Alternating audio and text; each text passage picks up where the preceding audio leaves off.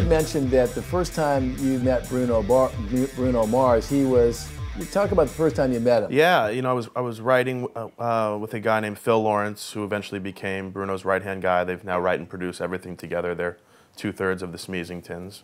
But I was working with Phil, I think, at the Boom Boom Room here in Burbank. I believe it was for a Plies session. This is probably around 2004 or 5. And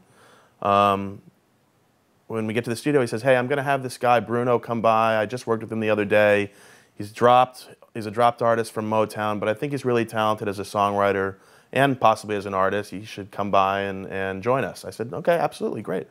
And sure enough, Bruno came by. He brought his guitar, and you know, 5 minutes into meeting him, he whipped that guitar out and played a song or two. And I can't quite remember if it was an original or a cover or what, but I do remember that his voice blew me away instantaneously. I'd never heard anything like it.